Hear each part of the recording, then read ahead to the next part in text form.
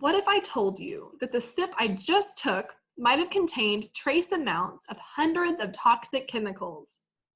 I wouldn't be lying, and I am not alone in my experience. The Environmental Working Group estimates that 110 million Americans could have PFAS-contaminated drinking water. But what are PFAS chemicals? PFAS, short for poly and perfluoroalkyl substances, have been manufactured and used in a variety of industries around the globe, including in the United States, since the 1940s. They have strong molecular bonds that repel oil, water, and stains, which make them nearly indestructible. This is a fantastic feature for the many products they are used in, as seen in the image on the right, but bad for the people who suffer from the pollution they cause. They're linked to cancer, thyroid disease, weakened immunity, and other health problems.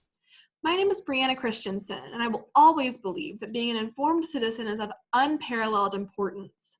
I have for many years been convinced of the significance of environmental degradation, and am so compelled as to make it the focus of my life. I plan to major in environmental management and minor in policy studies at university. At the beginning of my research for this speech, I did not realize the imminent risks chemicals pose to me every day. I feel you have the right to know this, as well as what you should be doing about it. So, if PFAS chemicals are so omnipotent and dangerous, shouldn't the United States government be doing something to protect its citizens from them?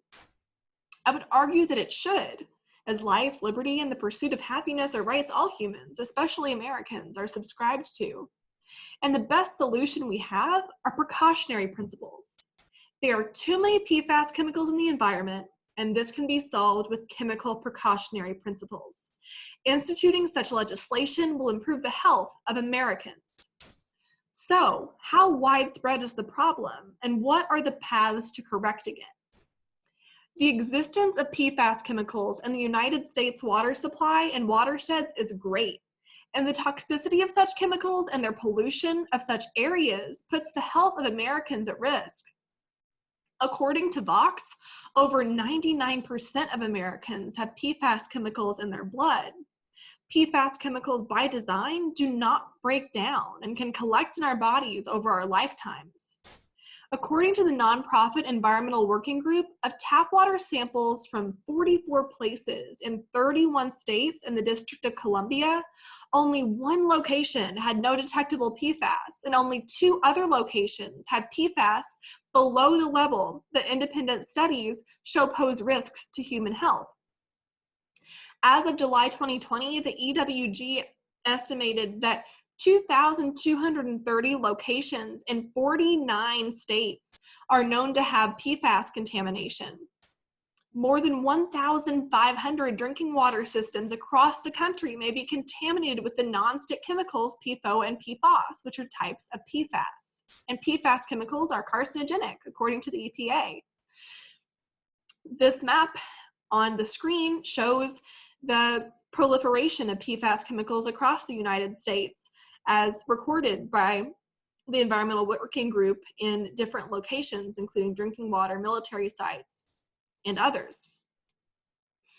So, to eliminate the threat PFAS chemicals pose to Americans, cleanup and regulation of the chemicals should take place, foremost by using a precautionary principle on chemicals bought and sold in the U.S.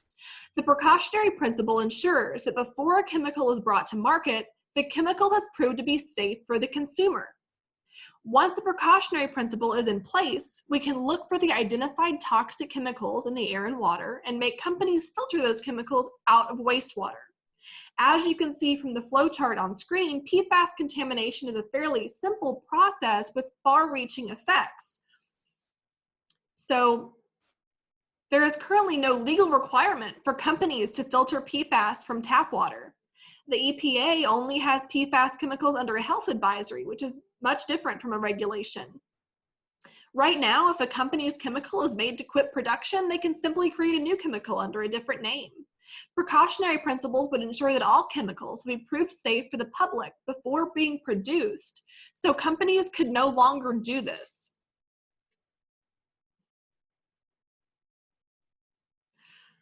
Chemicals found in tap water are regulated by the Safe Drinking Water Act, which passed in 1974. However, a new chemical hasn't been added to the list since 1966 because of an amendment that allowed the EPA instead of Congress to decide when to add a new chemical to those being officially regulated.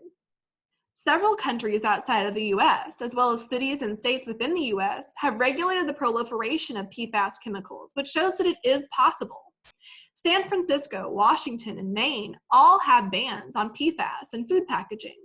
Debbie Dingell, representative of Michigan, introduced the Keep Food Containers Safe from PFAS Act, which would force the FDA to deem any cookware or food containers containing PFAS as unsafe.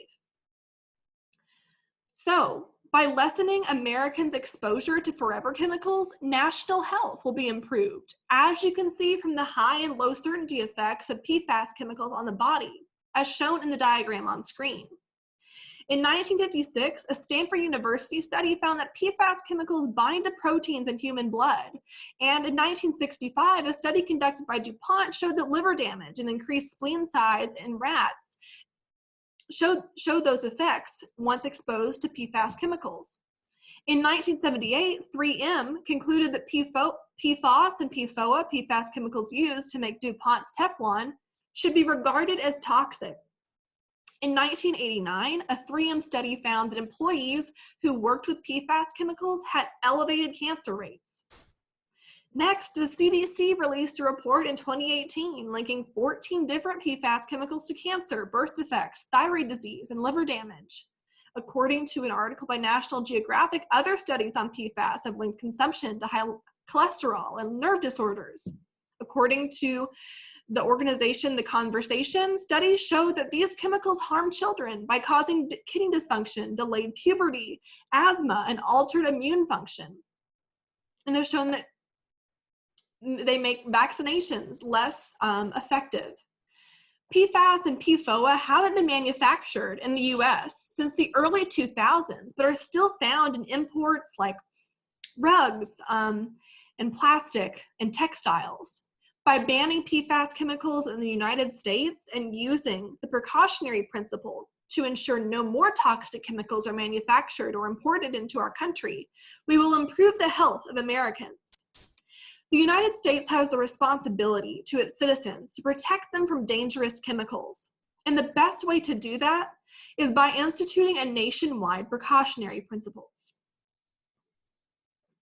100 million people in the richest country on earth should not have to worry whether or not their water is safe to drink. PFAS chemicals got their start in the 1940s, but they should not be wreaking havoc on our communities in 2020. The best way to invest in the health of Americans is not to simply ban the chemicals on a state-by-state basis or in one mode like food packaging, but to stop using toxic chemicals altogether, especially PFAS, when we know they can leach into our ecosystems. By instituting a precautionary principle from the federal level in the US, we ensure that we know the effects that different chemicals will have if used.